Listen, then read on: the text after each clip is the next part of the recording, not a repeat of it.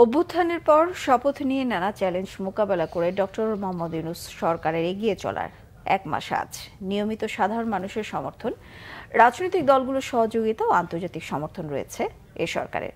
প্রতি বিপ্লবের আশঙ্কা নিয়ে খুব সতর্কতার সঙ্গে দেশ পরিচালনা করতে হচ্ছে সরকারকে। আরও জানাচ্ছেন মিরাজ হোসেন গাজী। বিপ্লবী সরকারের প্রধান উপদেষ্টা হিসেবে শপথ নিতে সেদিন বঙ্গভবনে যখন ডক্টর মোহাম্মদ ইউনূসের নাম ঘোষণা করা হয়, তখন দরবার হলে বিভিন্ন রাজনৈতিক দলের প্রতিনিধি সহ সমাজের নানা পেশার মানুষের ছিল স্বতঃস্ফূর্ততা। এমন সমর্থন নিয়ে শপথ মঞ্চে ডক্টর মোহাম্মদ ইউনূসের যাত্রা পাকাপোক্ত করে তোলে। আমি মোহাম্মদ ইউনূস দায়িত্ব গ্রহণ করে অন্য উপদেষ্টাদের মন্ত্রণালয় বন্টনের পর দেশবাসীর সহযোগিতা চান অন্তর্বর্তীকালীন সরকারের প্রধান নোবেলজয়ী এই অর্থনীতিবিদ। ছাত্র জনতার অনুভূতির প্রতি শ্রদ্ধা রেখে দেশ পরিচালনার প্রতিশ্রুতি দেন ডক্টর মোহাম্মদ ইউনূস। আমি জাতির পক্ষ থেকে প্রত্যেকে নির্ভয়ে আনন্দ চিত্তে নিজ নিজ কর্মস্থলে নিজ নিজ সামর্থ্য নিয়ে এগিয়ে আসতে অনুরোধ করছি। শপথ নেওয়ার রাতেই ভারতের প্রধানমন্ত্রী নরেন্দ্র মোদী ডক্টর মোহাম্মদ ইউনূসকে অভিনন্দন জানান, সাথে যুক্ত করেন সংখ্যালঘু নির্যাতন বন্ধ ও তাদের নিরাপত্তা ইস্যুটি। এর আগেও পরে সেদেশের কিছু মিডিয়ার লাগাতার অপপ্রচারের মধ্যে একাধিকবার সংখ্যালঘু ইস্যুতে অন্তর্বর্তীকালীন সরকারের উপর চাপ দিতে থাকে নরেন্দ্র মোদী সরকার।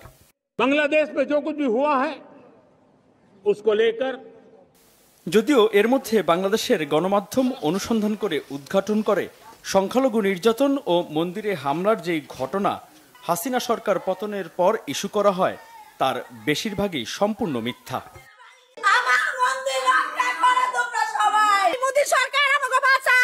আমি একটা মহিলা মানুষ, আমি হিন্দু না, হিন্দু কিন্তু আমি ওর কথা অবশ্যই কমু। যে একটা ভিডিও ছাড়ছে পুরো নেট দুনিয়া তামা বানা হলাইছে, মিথ্যা একটা ভিডিও। আপনি যান, যা দেখবেন ওর মন্দিরে একটা কিচ্ছু নষ্ট হয় নাই। আইন শৃঙ্খলা পরিস্থিতি স্বাভাবিক করা বড় চ্যালেঞ্জ থাকলেও এখনো পুরোপুরি কাজ শুরু করেনি পুলিশ সদস্যরা। এরই মধ্যে আনসার সদস্যদের একটি অংশ রাষ্ট্রের প্রশাসনিক কেন্দ্রবিন্দু সচিবালয় ঘেরাও করে ভিতরেও প্রবেশ করে। যদিও অল্প সময়েই পরিস্থিতি নিয়ন্ত্রণে এনে ভবিষ্যতে এমন ষড়যন্ত্রের বিষয়ে কঠোর বার্তা দেয় সরকার। হঠাৎ বন্যায় দেশের 11টি জেলা প্লাবিত হওয়ায় সাময়িক চাপে পড়ে অন্তর্বর্তীকালীন সরকার। যদিও এই বন্যার জন্য ভারতের দায় আছে বলে মনে করা হয়। দেশবাসীর সহায়তায় সমন্বিত ত্রাণ ও পুনর্বাসন কার্যক্রমে এখন অনেকটাই নিয়ন্ত্রণে বন্যার প্রভাব। দেশের সংকটকালে এর মধ্যে 25 আগস্ট জাতির উদ্দেশ্যে দেয়া ভাষণে অন্তর্বর্তীকালীন সরকারের প্রধান উপদেষ্টা ডক্টর মোহাম্মদ ইউনূস রাজনৈতিক বিষয়ের সমাধানে দলগুলোর উপরই দায়িত্ব দেন। কখন নির্বাচন হবে সেটা সম্পূর্ণ রাজনৈতিক সিদ্ধান্ত, আমাদের সিদ্ধান্ত নয়। দেশবাসীকে ঠিক করতে হবে আপনারা কখন আমাদেরকে ছেড়ে দেবেন। আমরা ছাত্রদের আহ্বানে এসেছি, তারা আমাদের প্রাথমিক নিয়োগকর্তা। দেশের আপামর জনসাধারণ আমাদের নিয়োগ সমর্থন করেছে। আর্থিক খাতের সংস্কারের অংশ হিসেবে 10 ব্যাংক ও এক আর্থিক প্রতিষ্ঠানের পরিচালনা পর্ষদ পুনর্গঠন করা হয়। আলোচিত ব্যবসায়ী ও সাবেক সরকারি কর্মকর্তাদের দুর্নীতির তদন্ত চলছে। আর প্রশাসনের রদবদলের অংশ হিসেবে 25 ডিসিকে প্রত্যাহার, বিভিন্ন পদের চুক্তিভিত্তিক নিয়োগ বাতিল ও নতুন নিয়োগ দেয়া হয়। এছাড়া 19 আগস্ট স্থানীয় সরকারের জনপ্রতিনিধিদের অপসারণ এবং প্রশাসক নিয়োগ দেয় অন্তর্বর্তীকালীন সরকার। এক মাসের কার্যক্রমে সাবেক মন্ত্রী, সংসদ সদস্য ও পুলিশ কর্মকর্তা সহ অন্তত 24 জন গ্রেপ্তার হয়েছেন। অস্ত্র উদ্ধারে 4 সেপ্টেম্বর থেকে শুরু হয়েছে বিশেষ অভিযান। বিএনপি চেয়ারপারসন বেগম খালেদা জিয়া সহ রাজনৈতিক বন্দীদের মুক্তি দেয়া হয় শুরুর দিকে, আর মাসের শেষের দিকে কয়েকজন তালিকাভুক্ত সন্ত্রাসীর মুক্তির ঘটনাও আলোচনার জন্ম দেয়।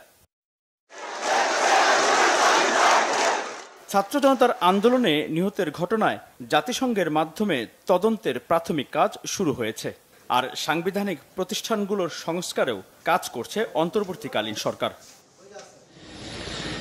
প্রতিবিপ্লবের আশঙ্কা মাথায় রেখেও সরকারের জন্য স্বস্তির বিষয় হল পদত্যাগ করে পালিয়ে যাওয়া শেখ হাসিনার দল আওয়ামী লীগের কোনো তৎপরতা নেই দেশে, আর অন্য সব রাজনৈতিক দল সরাসরি সহযোগিতা অব্যাহত রাখছে অন্তর্বর্তীকালীন সরকারকে।